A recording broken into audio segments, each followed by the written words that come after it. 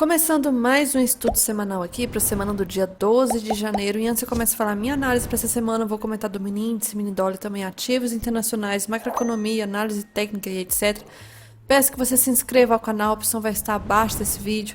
Curta o vídeo e compartilhe com os amigos. Dessa forma você vai ajudar o canal a crescer cada vez mais. Lembre-se também de ativar o sininho para receber notificação dos vídeos todos os dias. Ditos os avisos, bora lá pro gráfico, falando primeiro em relação ao dólar. Tá, então falando primeiro em relação ao dólar, atualização a respeito dessa última semana, o que aconteceu, se deu gatilho, se não deu. Ainda sigo não operando na conta real, tranquilamente, voltando aos poucos, estou cheio de compromisso nesse mês de janeiro, mas tranquilo, aos pouquinhos, sem desespero. Aqui em relação à semana passada, eu fiz estudo semanal na terça-feira.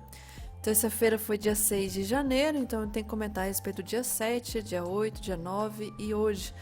No geral, o que a gente consegue ver, por exemplo, na quarta-feira, dia 7, o jeito como abriu dentro da região de lateralidade do dia anterior. Ficou em trap zone, não tem o que fazer, infelizmente, nada a ser feito. Passou pela região dessa lateralidade com dificuldade, sem pivôs bons, mas era a região ainda da 200, então poderia ser rompimento falso. Dito e feito, rompimento falso e o volume morreu até o final do dia. E aí a gente vem para o dia seguinte, quinta-feira, abertura dentro da região da 200, dentro da região desse dia anterior, que é uma grande lateralidade. Nada a ser feito nesse ponto. Long leg doji, extremamente perigoso. Passa por baixo. Tá ancorando aqui pro médio. Eu lembro que eu estava até comentando que as médias poderiam começar a abrir para começar a dar pullback talvez de baixa. Não deu. Então, o cenário aqui nada interessante. Eu vou entrar nesse pullback. Não foi acionado. Voltou completamente e a gente vê que ficou tudo travado em torno da 200. Não é o melhor cenário. E aí nós temos sexta-feira. Sexta-feira já foi um pouco interessante. Teve a questão da notícia do payroll. E aí foi aqui a abertura em região ainda travado. Chegou a abertura do nosso à vista, 10 e 10, já estava aqui. Começou a ter um volume de baixa. E aí nessa queda aqui nós tivemos esse movimento forte por causa da notícia do payroll. Durante esse movimento aqui, depois acabou dando uma oportunidade em relação ao renko, que eu estava comentando que realmente poderia ser perigoso. Não de venda, mas depois que o movimento começou a voltar aqui, deu para compra. Infelizmente também não andou muitos pontos, mas deu ali eu acho que uns 6 pontos mais ou menos, até chegar na média 20. A média 20 deu o pullback aqui, só que atenção, é uma região de pavio, pullback agressivo, não tem os critérios aqui importantes que a gente precisa para possível gatilho, por exemplo, nem foi acionado esse aqui. Esse é um agressivo que não prende os critérios de ser pullback agressivo, e aí a 9,20 já começa a ficar fraca. Temos aqui tentativa de rompimento de fundo, que não conseguiu dar sequência, formou candles de rompimento falso e voltou à região toda aqui. Então, nada a ser feito. E aí, fechou neste ponto. Agora tem o dia de hoje que eu estou olhando praticamente agora, os detalhes. Não consegui ver praticamente mais cedo. Achei que ia chegar mais cedo em casa, não consegui. A gente teve uma situação aqui interessante de gap dinâmico, porém a gente não opera gap dinâmica em dólar, desculpa. Porque infelizmente os resultados não são interessantes. E aqui mais um exemplo, né? Não preencheu o critério para possível gatilho e tá tudo bem. A gente segue com a análise para pensar em setup talvez de VWAP aqui. Não tem força de VWAP. E aí de repente tem uma força aqui que eu ainda não sei. Vou ver ainda do que se trata. Já vou até aproveitar e olhar aqui porque eu nem tinha visto quais são as notícias dessa semana. Estou vendo agora. Deixa eu ver se vai travar aqui. Nós tivemos 8h25. Nada aqui antes. Não sei, então. Notícia pelo menos não foi. Deve ter sido a questão da abertura do à vista. Única possibilidade ali, o leilão. Mas realmente foi muito forte aqui. Quase uns 30 pontos. Estranho. Depois eu vou tentar ver no Twitter se tem algum comentário de alguma coisa. Mas enfim, o movimento fez nada depois. Tentou renovar máximo, não conseguiu e ficou em torno da 200 de novo. Operar em torno da 200 não é legal. E aí, se a gente for ver, tá dentro de uma região de lateralidade da sexta-feira. Agora a gente vem lá pro tempo gráfico maior e afinal, o que mudou aqui? Deu alguma mudança de alguma figura, algo? Não teve. Se for olhar os últimos dias, está numa região bem parada no geral aqui. Ainda dentro dessa grande área de lateralidade. num ponto que eu acho que vai acabar preenchendo sim esse favela gap aqui, falei dele semana passada. Então tem mais espaço aqui, ó, essa regiãozinha tem mais espaço. De qualquer forma, uma grande lateralidade. E o pior de tudo é que a gente está operando com volume muito baixo mesmo.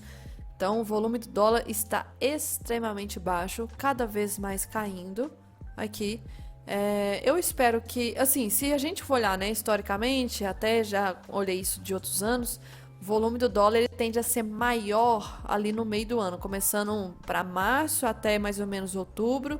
Final do ano pode talvez ter um volume ali na questão de movimentação, mas esse início de ano aqui é bem complicado, viu? Bem complicado mesmo, bem chato. Se for olhar os anos anteriores é a mesma coisa. Então, volume de dólar bem paradão, bem chato, chato, chato.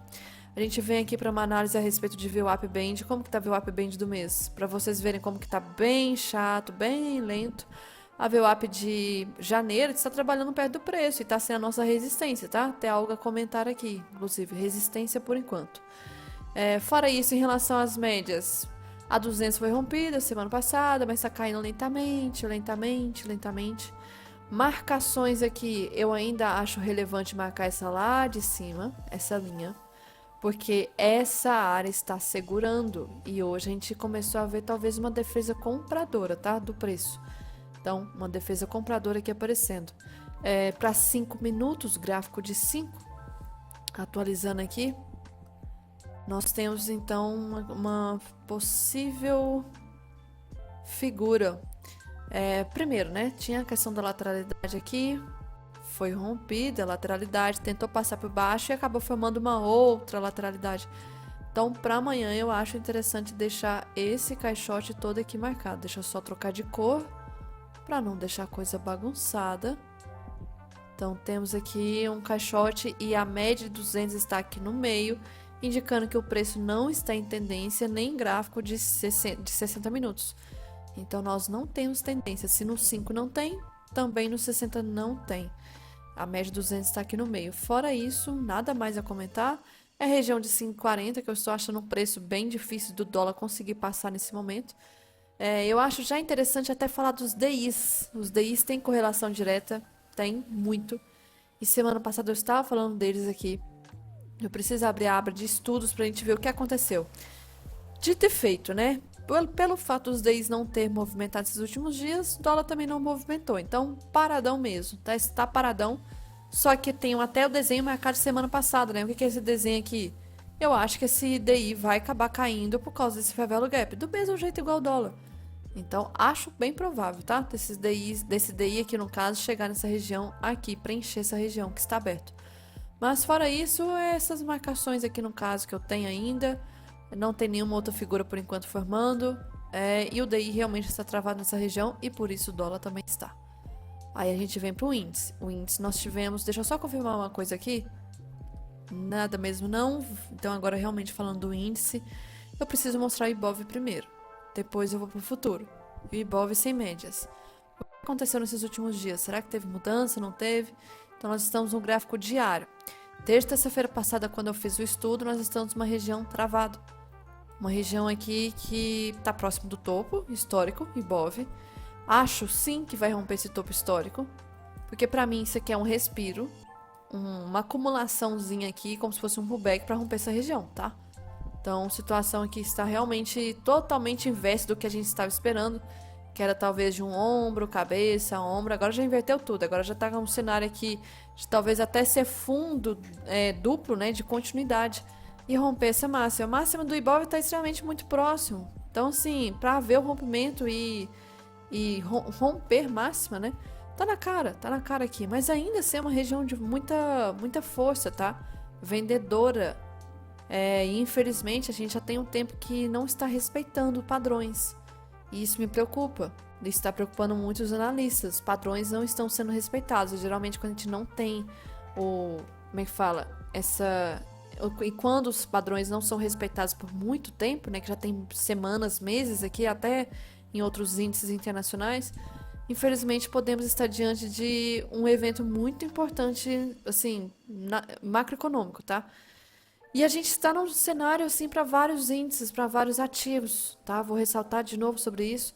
De qualquer modo, vamos aumentar o tempo gráfico para o semanal, só lembrar, o índice está aqui muito próximo dessa região, que é nada mais nada menos que a projeção, né, ou o espelhamento faz esse retorno em V jogando para cima, 161 está aqui, nessa região.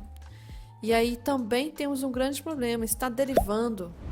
Então, eu acho muito provável haver aquela exaustão da deriva que eu ensino, que é aquele movimento que está derivando e a gente tem uma exaustão aqui forte, busca talvez liquidez e depois começa a cair. Eu queria muito que esse movimento fizesse, tá? Muito mesmo. Nós temos outras travas aqui extremamente importantes, né? Tem a questão do IFR, está renovando o máximo, mas está com o IFR mais baixo. Está próximo de Keltner no semanal, está longe da MED 20, que está longe da 200. Da 200 não é testada desde 2024. Então, assim, algumas coisas que não estão batendo, tá? Tá complicado. E aí a gente reduz o tempo gráfico aqui, vai para o diário para poder ver alguma mudança. Ainda a gente vê a questão do Keltner, né? Então, por mais que o preço vai subir, talvez, vai ter dificuldade.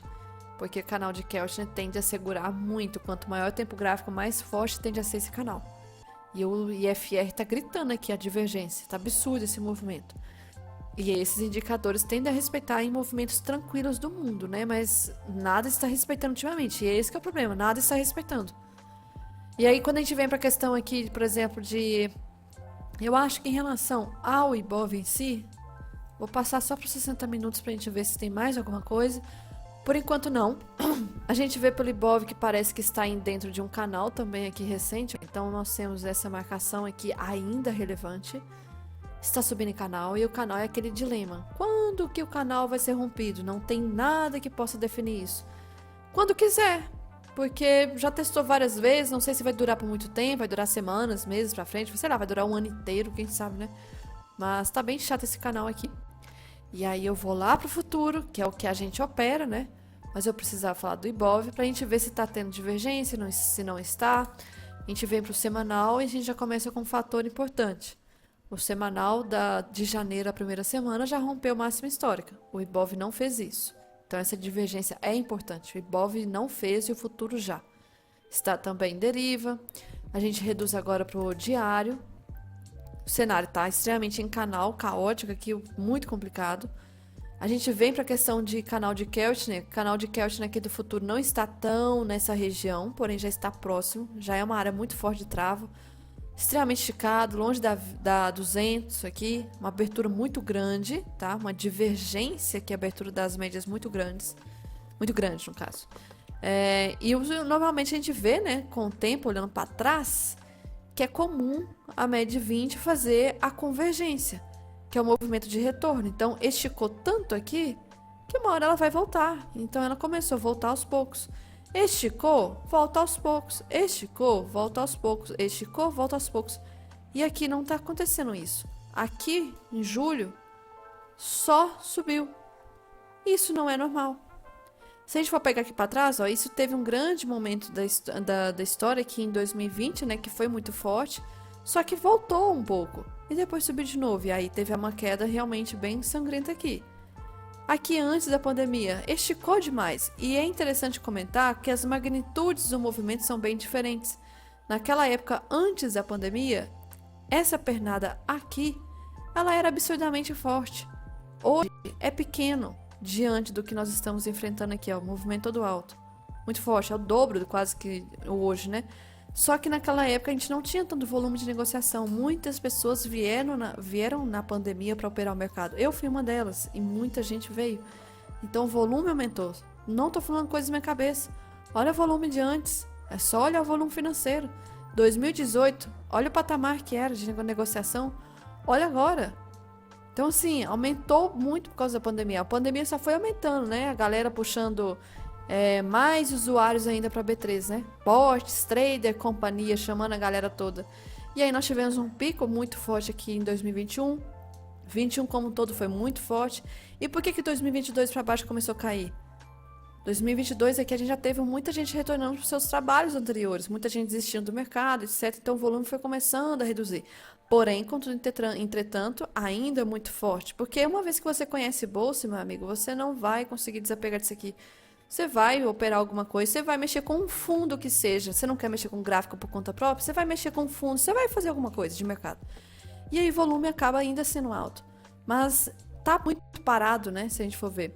E por que que no final do ano passado subiu tanto? Pela questão dos dividendos das empresas, fundos aproveitando, enfim, questão louquíssima, louquíssima aqui de fundos, subiu e já começou um pouco a cair de novo. Início de ano é normal cair. Então, essa questão de volume é muito importante porque muda a força da pernada. Uma pernada aqui era muito difícil de antigamente acontecer. Tanto é que quem operava no mercado antes de 2020 fala que, poxa, 500 pontos no índice era sonho. 500 pontos era quase máximo e mínimo, não andava mais que isso. Dólar, máximo 10 pontos. Então, assim, a gente foi mal acostumado, né, com o período pós-pandemia ali, com volume e intensidade diferente. Inclusive, mês que vem, em fevereiro, vai aumentar a margem aí em relação ao mini índice. Mini índice vai reduzir um pouquinho, mini dólar vai subir. De qualquer forma, vamos aqui voltar para o futuro, marcações que eu preciso atualizar. Tenho algumas aqui, mas é de tempo gráfico menor, 60 minutos, por exemplo. Continuo com a mesma marcação. Continuo com essa região desse fundo, continuo com essa região desse topo. Não mudou e ainda esse canal que também não foi rompido. E aí a gente vai prolongar esse canal aqui para cima e o que a gente tem é que hoje fechou muito próximo da LT inferior. E se por enquanto o canal tá respeitando, fazer o quê? É a área de suporte, tende a jogar o preço para cima. Fato. Mas vai que amanhã seja o dia de rompimento. Como eu disse, não tem como a gente saber em um canal a hora do rompimento. Não tem. É só esperando mesmo o rompimento acontecer para depois pegar alguma oportunidade pós-rompimento. Porque não vai ter indicador aqui que vai alertar a hora do rompimento. Média não tem. IFR não tem. Não tem nada. Não tem nada. É um canal maldito. Simples. Espera romper e faz alguma coisa depois. Então, assim, não mudou praticamente nada do que eu falei de semana passada. Nada. E aí, por curiosidade, a gente vem aqui para a questão de VWAP mensal. Para a gente ver como que tá no mês. O mês aqui, se a gente for olhar, janeiro, a VWAP está em torno do preço. Não houve tendência forte. Está em torno da VWAP. Pronto. Um equilíbrio entre comprador e vendedor, a VWAP está aqui no meio. A gente vem para algumas ações, né? Blue Chips, que ajuda aqui bastante em algumas situações. Por exemplo, eu vou ter que ativar os splits de juros e agrupamentos, porque aí a gente vai ver realmente o preço aqui do ativo. E a gente vê novamente, né, a questão da Vale. Só que a Vale está começando a fazer um cenário extremamente importante, que é de uma possível trava numa região, que se for aumentar para tempo gráfico semanal, por exemplo, é a trava na região da máxima histórica. Então, pegar uma linha aqui, por enquanto é coisa de rompimento falso, hein? Porque tá na linha e fechou um candle de rejeição. Então, pode ser muito a questão de rompimento falso. E se começar a respeitar essa resistência, é o que eu espero, torço muito. A gente tem aqui, então, uma grande confirmação de lateralidade e outra. Lembra que eu falei que lateralidade não é interessante haver o rompimento sem fazer o respiro antes? É importante fazer o pullback antes de romper? Isso aqui, se romper reto, tem muita chance de ser rompimento falso e aí acaba voltando forte. Então, aqui é a hora da gente perceber. Eu espero muito que isso aqui seja resistência, o preço volte para dentro. Então, se isso acontecer, a gente tem aqui a segunda maior empresa praticamente do Brasil, que puxa o Ibov indo para baixo, que pode acabar já influenciando o Ibov a cair, o índice também, óbvio. A gente vem para Petro praticamente travada, não teve, deixa eu ir para o gráfico semanal, não teve movimento nenhum aqui, está dentro desse canal ainda, nada mudou. E está na região da LT, sendo região de LT por enquanto é área de suporte, que tem que jogar o preço para cima. Então, nada mudou. O que é muito sempre importante a gente ver é o IFNC, que é a cópia do Ibov. Sendo a cópia do Ibov, também não mudou. Esses últimos dias está parado dentro de como se fosse um canal aqui, olhando pelo semanal. Só que olhando aqui pelo diário, a gente tinha, né, uma figura maravilhosa de um ombro, cabeça ombro, que falhou. E agora já está começando a ficar um cenário meio que lateral aqui, tá? Feio com força. E até interessante ver, ó, que o IFNC já testou a região da máxima, testou a região, voltou e está começando a talvez fazer um pivô de baixa. É importante esse fundo aqui ser rompido. Se o IFNC puxa para baixo, Se a Vale puxar para baixo, ela tem os duas grandes aqui que acabam puxando o Ibov para baixo. Muito, inclusive. E aí, comentando dessa parte aqui, ok, a gente vai agora para a questão lá fora, que a situação tá bem complicada que eu estava vendo, assim, me preocupa, porque quando a gente passa a entender a questão de macroeconomia, a gente vê que o cenário tá bem preocupante e o gráfico ainda ajuda também para esse cenário. De qualquer forma, notícia para essa semana, interessante comentar. Deixa eu carregar aqui, cheio de anúncio. Hoje, então, foi feriado no Japão, tô até lendo aqui, que coisa mais engraçada, feriado, dia da maioridade, imagina aqui, dia dos 18 anos. Que isso? Notícia praticamente não teve hoje, aí amanhã, terça-feira, tem hora de abertura, então o Gap já vai reagir ali com a notícia do Brasil. Depois nós temos IPC, eu acho essa notícia muito importante, está em umas categorias mais importantes, que é a questão da inflação, né, inflação ao consumidor. Então, atenção, 10h30. Fora isso, acho que não é mais dia de notícia aqui, não é. Quarta-feira temos aqui núcleo de vendas no varejo. IPP, acho também importante IPP, mas o IPC é mais, porque esse aqui é inflação ao produtor, tá? Inflação ao produtor, esse de quarta-feira. De qualquer modo, tomar cuidado, 10h30 aqui. 10h30, outra também vendas no varejo. Meio-dia não é de movimentar, meio-dia e meia não é de movimentar estoque de petróleo bruto, por mais que esteja 3 estrelas, né? Não movimenta.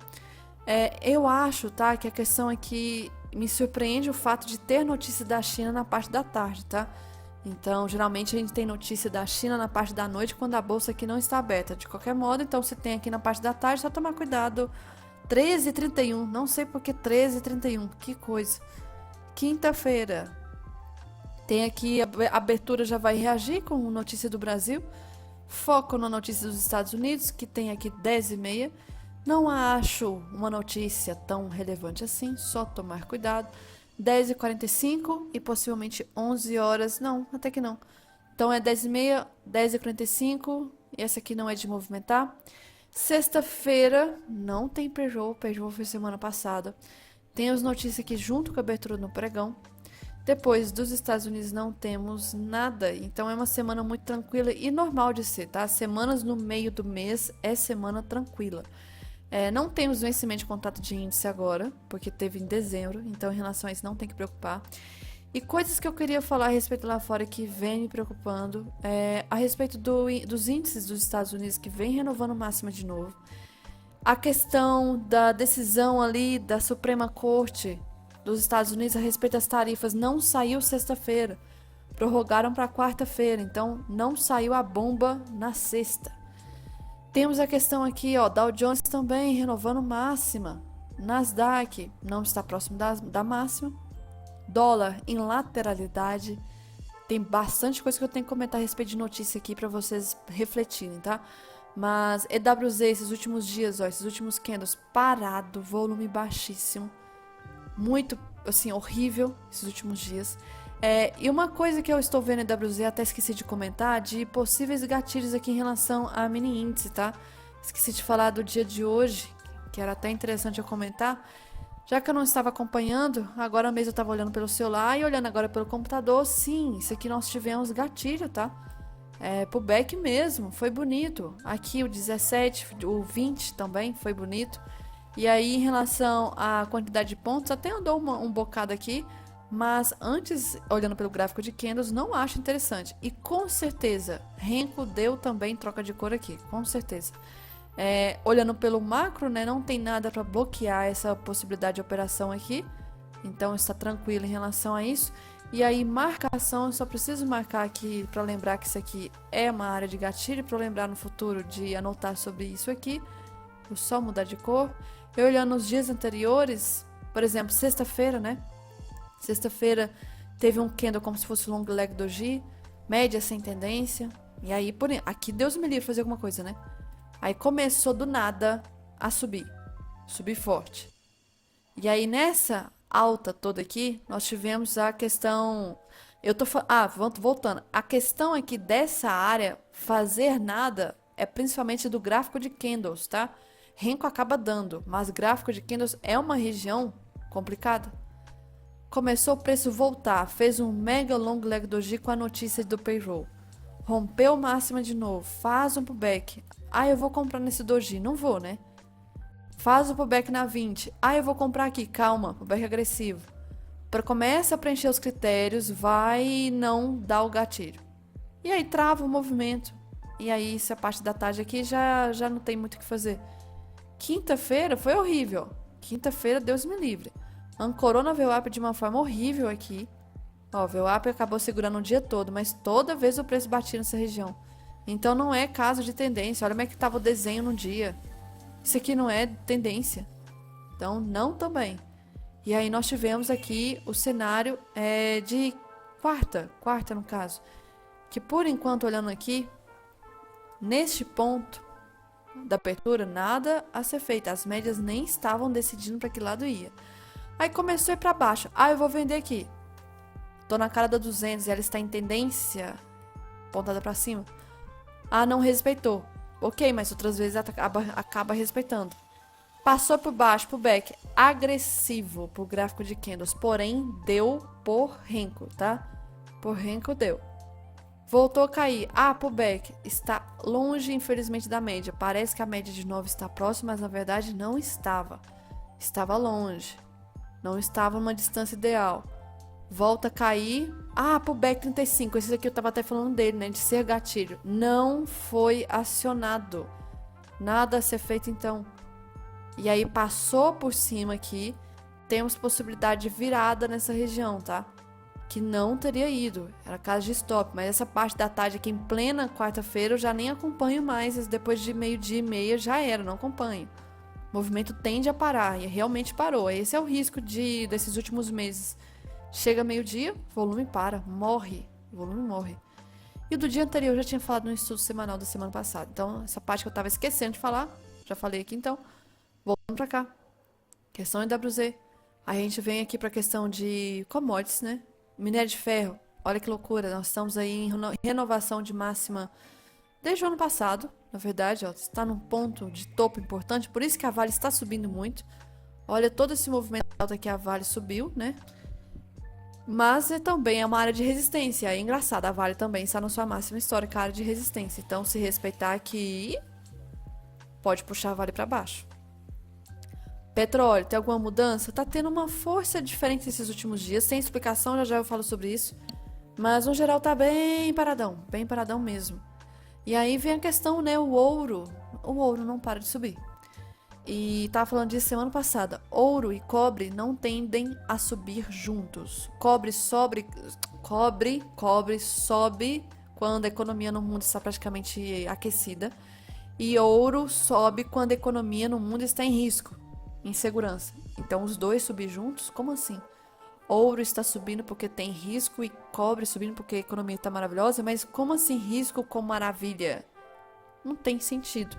E aí muita gente está falando que esse movimento aqui é um padrão que acontece antecede grandes eventos, que é um cenário de que as moedas comuns tendem a ser o grande risco, e aí qualquer coisa que envolve a questão de commodities, que envolve metais, é interessante.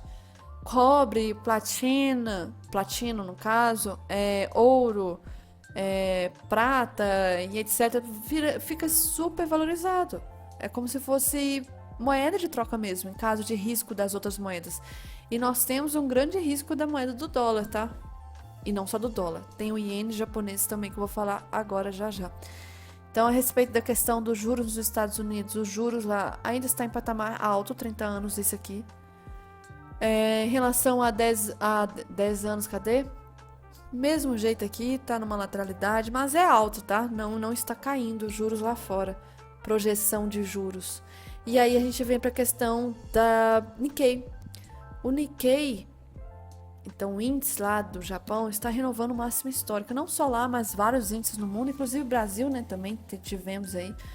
Os índices estão renovando, porém, Nikkei, por exemplo, do Japão com juros altíssimos. Estados Unidos também, os juros futuros estão altos no geral. Como assim os índices estão subindo junto com juros, sendo que muita gente ouve falar que quando juros sobe, bolsa cai, quando juros cai, bolsa sobe. Como assim os dois estão subindo juntos? Aí vem a questão, por quê, né? Não sabemos o motivo dos dois estarem subindo juntos. Porém, qual que é o mais confiável? Juros. Juros é o preço que os investidores estão aceitando pagar para poder investir naquele país. Se os juros do Brasil estiver muito alto no futuro, DI, é sinal de que os investidores querem aquilo ali, aquela taxa para aceitar o mínimo de investimento aqui. E se os juros de um país sobem, é porque eles estão em cenário talvez de risco e que o investidor internacional só vai aceitar investir se tiver uma recompensa melhor. E aí nós temos aqui a situação dos juros do Japão, que vem renovando máxima histórica. O cenário está bem complicado aqui. Isso é de 10 anos e está subindo muito nesses últimos dias, tá? Isso aqui é semana, na verdade. Então, nessas últimas semanas tem subido muito, porque o Japão está num cenário completamente diferente na economia. Eles estão tentando controlar a economia ali e trazer de volta dinheiro para o país. Aí vem a questão, como assim? Muitos japoneses, e principalmente bancos e governo, etc., tira dinheiro do Japão, ou seja, pega o dinheiro do Japão e manda para o mundo, e muito para os Estados Unidos. Então, nós temos aqui, deixa eu desenhar aqui, JPN manda para os Estados Unidos. Então, os Estados Unidos recebem dinheiro do Japão. Isso foi o comum, né, das últimas décadas. E tá ótimo para os Estados Unidos fazer isso, porque simplesmente está recebendo investimento. E também nós temos a outra hipótese, né, que é o próprio investidor, por exemplo, dos Estados Unidos, pega dinheiro do Banco do Japão com juros baixos, tá? Pega dinheiro do Banco do Japão e não leva às vezes para os Estados Unidos só, mas leva para o mundo todo, tá? Então a gente tem aqui o inverso. E aí o que acontece quando o Japão praticamente aumenta os juros? Aí nós temos completamente um efeito cascata de merda aqui. Porque pensa só, primeiro caos. O próprio Japão, governo, bancos locais ali, etc., que manda dinheiro para os Estados Unidos, vai falar assim, opa, não dá. Aqui tá muito caro para eu me manter aqui. Eu tenho que trazer esse dinheiro de volta, eu tenho que pagar minhas coisas. Volta esse dinheiro para cá, tira dinheiro dos Estados Unidos. E aí o que está acontecendo ultimamente? Muitos fundos estão tendo resgates lá nos Estados Unidos, muitas empresas também, etc., estão tendo resgate de investimento de dinheiro vindo do Japão. Ou seja, tira dinheiro dos Estados Unidos e volta para cá. Vem o outro BO. As pessoas de fora que pegaram dinheiro do Japão, agora fica mais caro devolver o dinheiro pro Japão. Porque se antes eu peguei, por exemplo, 10 mil reais para pagar, em 5 anos, uma taxazinha bem idiota, agora a taxa está subindo. Então é melhor para mim fazer o quê? Tirar esse investimento de onde eu esteja colocando e devolver esse dinheiro o mais rápido possível pro Japão antes de ficar cada vez mais caro para mim. Devolve para lá. Aí nós temos mais uma migração, devolve para cá. Então a atitude do Japão no momento da política monetária ali é de tentar trazer dinheiro de volta. Porque o cenário tá uma merda ali. Eles estão precisando pagar a própria dívida pública. A própria dívida pública, como se tivesse a fatura deles, assim, já tá há anos isso, é super normal, só que tá esgotando. A fatura já bateu, não tem mais dinheiro, eles estão gastando além do que pode, eles precisam descontar os próprios gastos. E aí tira dinheiro dos Estados Unidos, que tá precisando também de dinheiro, porque a dívida também dos Estados Unidos tá uma merda, e tem um risco agora da Suprema Corte virar pro governo do Trump, virar e falar assim, você é obrigado a devolver 600 bilhões para o seu próprio povo que teve que pagar as tarifas. Dá um jeito, devolve. Ou seja, mais gastos. E ali, tempo atrás, final do ano passado, eles estiveram em greve, né? Por causa da questão do governo, etc., que não tinha dinheiro. Aí vem mais gastos. E aí tira... Aí o que eu falei? Imagina vários investidores no mundo que pegavam dinheiro do Japão para investir no Brasil, por exemplo. Agora não estão podendo fazer isso porque não está tão favorável. Aí o que as pessoas fazem? Tira dinheiro desses países e devolve para o Japão. Exemplo, então, tira dinheiro do Brasil e devolve para o Japão. Você tirar dinheiro do Brasil, tirar de renda fixa, tirar de renda variável, você acaba incentivando a bolsa, às vezes, a cair. A questão também de investimento local, né, acaba caindo bastante. E tem a chance do dólar acabar subindo. tá? Aí vem a questão, será que o dólar vai ficar nessa supremacia toda por muito tempo? Eu acabei de falar a respeito dos Estados Unidos, né? Dos Estados Unidos estarem sofrendo de várias mãos. A questão do Japão estar tirando dinheiro dos Estados Unidos para pagar suas próprias dívidas internas. A questão do próprio interno dos Estados Unidos estar com dívidas absurdas. E tem a questão agora das tarifas serem revogadas e ainda por cima devolver o valor. Fora as dívidas internas, etc. E tem a questão das ameaças econômicas internacionais, né? Vamos supor, essa questão de terras raras. Já falei disso. Por que terras raras? É porque é raro? Não, não é questão de ser raro. Tem muitos locais do mundo. Inclusive o Brasil está em segundo lugar. Não que a gente produz, na verdade não é produzir, não que a gente extrai, né? Porque é da natureza isso não se produz. Não que a gente extrai para ser o segundo mais exportador. A gente não tem ainda tecnologia e empresa suficiente para explorar as terras raras. Mas por que nós estamos em segundo lugar? Porque já fizeram pesquisas e viram que nós estamos em segundo lugar em capacidade de exportação. Só que ainda não foi autorizado por muitos órgãos governamentais, nossos locais, licitações, etc., porque é um tipo de matéria que é danosa para o meio ambiente. Já basta, né, para quem é aqui de Minas Gerais sabe, a gente viaja pelas estradas e encontra várias praticamente crateras, de tanto que a Vale e outras empresas destroem o meio ambiente. E aí seria mais um fator de destruição, praticamente sugar o nosso bem, né, da natureza, simplesmente para exportar. E as terras raras é tão assim badalada no momento, porque é dela que surge o imã, e o imã consegue ali a produção de carros elétricos. É das terras raras que a gente tem a questão, às vezes, da inteligência artificial também na produção, de chips, não sei o que, isso e aquilo. É um novo mundo, né? A demanda está muito alta por essa matéria pesada das terras raras. E aí o Brasil está em segundo lugar. E é um país que nós estamos no hemisfério do lado dos Estados Unidos. Enquanto que a China, em primeiro, está do outro lado do mundo. E aí, enquanto a China está lá, o Brasil está aqui. Estados Unidos não tem muita oferta, né, de terras raras. Então, o jeito é tentar, né, acabar buscando países que tenham, como, por exemplo, o Brasil. Outra coisa também que estamos vendo muito, vocês sabem disso, vocês não seriam bobos, de acreditar que essa atitude em relação à Venezuela é para trazer democracia para ali. Não, a questão é petróleo. E sabendo que os Estados Unidos podem entrar numa crise feia, se os Estados Unidos ali no caso, domar o petróleo da Venezuela, é como se você estivesse pegando de graça uma coisa que simplesmente você só vai ter retorno com isso. E ajudaria a questão da dívida interna. Então, de sacanagem, né? Nada surpreendente em relação aos Estados Unidos. Fazer isso é uma forma de abater a própria dívida interna, invadir outro país com o propósito de controlar narcotráfico e trazer democracia, mas com o intuito de pegar petróleo e também porque a região tem oferta por terras raras. A região ali é importante. Então a situação está bem feia e aí tem essas outras ameaças, por exemplo, a Groenlândia.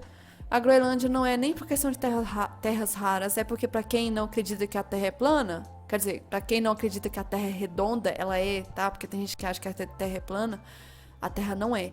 Porque se fosse plana, os Estados Unidos não ia procurar a Groenlândia.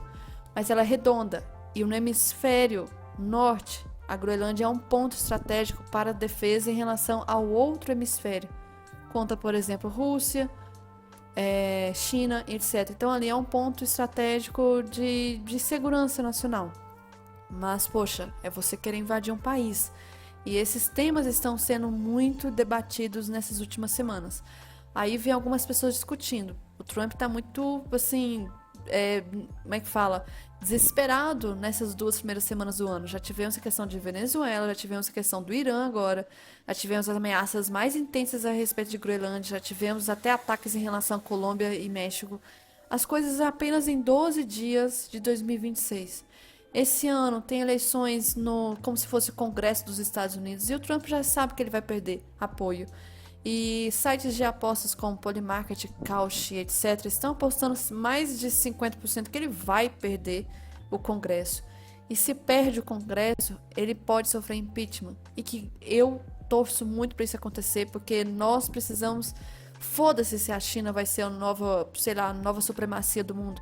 A questão é que a gente deve focar na paz. Eu acho que isso é importante, ainda mais a tecnologia que está avançada, as novas guerras acabam sendo mais violentas. Foca na paz, na diplomacia, é melhor. Então, a situação está bem tensa, bem complicada. E aí, a questão então dos juros do Japão vai acabar impactando agora. Suprema Corte ali que pode acabar impactando o Trump. Tem a questão da popularidade interna dele que, nossa, caiu demais esses últimos dias. Aquela mulher norte-americana acabou morrendo por causa dos agentes ali de imigração. Acabaram baleando ela. Ah, mas ela estava errada, não sei o que, foda-se.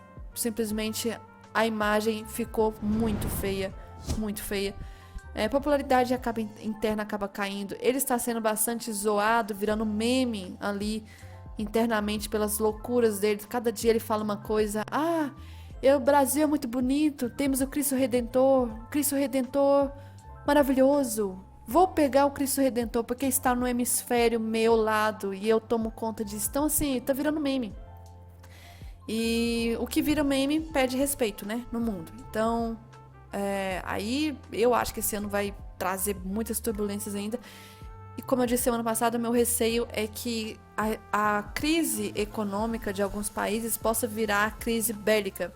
Porque se vocês forem pesquisar nas outras guerras e grandes mundiais e as pequenas, guerras importantes começaram como alguma crise financeira antes. A Primeira, a Segunda Guerra Mundial. E como até o Bruno Rodrigues, eu acho que falou um dia, alguns países é importante ter crise econômica, quer dizer guerra, porque é um momento que às vezes acaba mais arrecadando ainda dinheiro. Olha a bolsa da Rússia, olha a moeda da Rússia, a que mais se valorizou no ano passado, a moeda. Bolsa também, logo a Rússia, que está sofrendo sanções econômicas, que está em guerra. Então tá muito bom ali. E se vocês forem ver pro passado também foi. A economia nos Estados Unidos melhorou bastante na Primeira, Segunda Guerra, né? Então tem muito investimento para poder acabar entrando nessas guerras, né? Que não é o que eu quero passar e viver por isso. Mas falando aqui de alguns comentários a respeito, então, do Twitter, né? De outras pessoas comentando, isso aqui é a prata, silver. Está subindo, não para de subir. Subindo. O que está acontecendo nesses últimos dias, né? Para estar subindo tanto assim? As commodities, porque ações não estão no mundo, dólar tá parado. Por que as commodities de metais estão subindo tanto? Ai. Tivemos também um fato importante ontem. O Trump atacou novamente a questão do Jerome Powell, né? Porque ele não reduz, na verdade não cede à vontade do Trump. E para uma economia como os Estados Unidos é muito importante o Banco Central ser independente. E é absurdo falar que, gente, nós estamos com um Banco Central nosso, Brasil, mais independente e autônomo do que dos Estados Unidos em pleno 2026. Não importa o governo nosso atual. Nosso governo atual está com o Banco Central muito mais independente que dos Estados Unidos. E isso impacta investimentos lá. E pode acabar trazendo investimentos para outros países, porque grandes investidores colocar dinheiro em um país que o presidente é louco, como o Trump é, que quer dar canetada nas decisões de juros, que quer tirar o presidente do Fed só porque não gosta das decisões dele, isso não é legal. É como se um presidente está interferindo até na política monetária. Porque já basta interferir na questão fiscal, de criar tarifas. Já basta interferir na questão bélica, de sair invadindo o país. Agora quer fazer o quê? Quer mandar em tudo? Fazer tudo mesmo? E lá não é assim. Lá também existe o Congresso da Lei, que não está muito gostando dessas atitudes recentes. Seguindo. Então, falando da questão do Japão, se o Japão for obrigado a vender tesouro americano, ou seja, Banco do Japão, por exemplo, o governo comprou o tesouro americano, comprou tipo tesouro Selic lá dos Estados Unidos. Se o Banco do Japão ou o governo precisar vender à força, vai tirar dinheiro dos Estados Unidos e vai voltar para o Japão. Então a gente pode ter um declínio do dólar só de incentivo do Japão por causa disso. E os juros no Japão estão subindo muito. O impacto será gigantesco, pois o único país que poderá comprar para absorver a enorme oferta será o próprio Estados Unidos. Ou seja, O próprio Estados Unidos vai ter que aumentar sua própria dívida para comprar sua dívida. Que loucura, né? Imprimir, ou seja, isso que eu acabei de falar é o resumo da imprimir dívida. É você pegar a impressora, eu estou com dívida, como é que eu vou pagar ela? Imprimindo mais. Só que se eu imprimir, eu vou abrir mais dívida. Ah, foda-se, vamos imprimir. Imprimir dinheiro para poder pagar a dívida, só que você tá criando mais dívida. E aí é uma bola de neve. E tem a questão, lembrando, semana passada eu falei, né, desse ciclo de Benner, que projeta que 2026 tende a ser um ano bem perigoso de criar aqui um topo do movimento das ações e começar um movimento mais forte de queda. Até meados ali de 2032, quando a gente está num período bom para talvez novas compras. Se a gente for ver, o último para trás foi 2023, período bom de compras. Vamos olhar Ibov como estava em 2023 desde então para cá. 2023, ó, o que aconteceu? 2023 foi o fundo. Foi quando chegou em 100 mil pontos e só subiu. E aí nós estamos agora em 2026, hora da correção. Vamos juntar com ondas de Elliott. Vamos juntar com ondas de Elliott. Aí nós temos aqui, por exemplo, onda 1, 2, 3. Parece que a 4 foi bem complexa. E aí vem a 5, que é a maior de todas, né? Está esticada. Agora é a hora, talvez, agora da correção. Aí é o sangue, né? E as teorias começam a se encaixar. Vem tudo se encaixando. Vem Fibonacci, vem figuras, vem tudo. Ouro, então, renovando máxima. Tem a questão recente do Trump estar ameaçando atacar o Irã. Porque lá no Irã está havendo manifestações. É bem triste minha situação, tá? Manifestações lá pela questão do governo, etc. Infelizmente está havendo mortes dos manifestantes. E o Trump está ameaçando isso. Mas assim, eu acho muito importante cada país dar seu palpite, ok? Em relação a outro país, mas um país, para ser país, tem que ter independência. E certas coisas internas é ali que se discute. Outro discutir é uma invasão. Se for assim, qualquer um pode discutir coisa do outro país. Do mesmo jeito que também pode discutir as nossas questões. Imagina só, nós, a maioria das pessoas aqui são cristãs, né? Imagina se talvez a região ali do Irã, etc., eles acham que tem que interferir nas nossas questões e talvez começar até a aplicar o jeito de viver deles, a cultura deles aqui pra gente. A opinião deles. Sei lá, a respeito da questão talvez de direito das mulheres, direito, sei lá, a respeito da questão de casamento, da questão de pena de morte. Imagina se um país começar a interferir no outro. Então é realmente muito triste nós vermos outros países passando por coisas internas. Nossa, tal presidente daquele país tinha que cair, tinha que sofrer impeachment, igual a gente fala do Trump, tinha que sofrer. Mas não é coisa do Brasil a se intrometer a respeito dos Estados Unidos. Nesse momento é importante cada um ficar no seu canto, dar suas notas de parecer, dando sua opinião, e agindo por meios como: não gosto das suas atitudes, vou cortar relações comerciais com você. O seu povo está proibido de vir para o meu país. Passaporte aqui do seu país está proibido. Vou cortar isso, vou cortar aquilo. Isso é um meio tranquilo. Agora sair invadindo, ameaçando que vai atacar, como o Trump está ameaçando nas suas redes sociais que vai invadir o Irã se o Irã atacar seu povo, né? Complicado. Então vamos lá, Brasil, China, Rússia, a galera toda invadir os Estados Unidos porque os agentes de imigração estão matando o seu próprio povo. Vamos ali então invadir também? Quando seus próprios agentes nos Estados Unidos estão matando seu próprio povo? Outra questão, antes da invasão que a gente teve recente ali na Síria, não sei porque os Estados Unidos tá mexendo com a Síria agora, a pizzaria Papa John's, isso eu falei até semana passada, nem sabia dessa teoria aqui. Os pedidos de pizza na região do Pentágono, onde que as grandes decisões saem, né? Acaba aumentando muito, porque muita gente, muito funcionário ali fica mais horas no trabalho, porque é quase 24 horas, né? Invasão, algum evento importante vai acontecer. E a pizzaria Papa John's, 3 quilômetros mais ou menos do Pentágono, estava registrando um aumento. Isso aqui, detalhe, esse cara postou horas antes da invasão da Síria. E ele comentou que está registrando um aumento extremo na atividade. Ele já começou a monitorar isso, chegando a 244% na manhã desse sábado. O nível de alerta nesse padrão aqui estava de 4 de 5. Horas depois, Estados Unidos atacou a Síria. Então, mais uma vez, a teoria das pizzas realmente comprovando aí. Então, a questão da Suprema Corte vai ser quarta-feira agora, a questão das tarifas. A questão também, olha que absurdo, né? Os Estados Unidos talvez vai até tentar querer comprar Groenlândia, oferecer dinheiro para as pessoas, para tipo apoiar que seu país seja meio que vendido. Que absurdo, eu não duvido nada que se fizesse isso com o Brasil, as pessoas iriam aceitar sim qualquer migalha para vender para qualquer país. E eu não tô falando só para os Estados Unidos, chegasse aqui talvez, sei lá, Somália, pobre, país pobre, chega e fala: vou comprar o Brasil, vou oferecer 100 mil para cada cabeça. Eu tenho certeza que a maioria vai aceitar. Brasileiro é assim, brasileiro é assim. Outra questão que a gente teve aqui, isso é importante.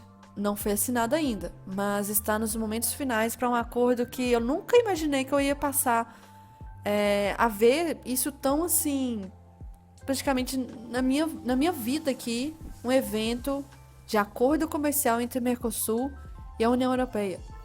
Um dos acordos mais importantes que nós vamos ter. E totalmente menosprezado por muita gente, né? E muito importante. É tipo, um dos maiores blocos da América aqui, fazendo um acordo com o maior bloco, é o único praticamente da Europa. Acordo da questão de comércio, muito importante, tá?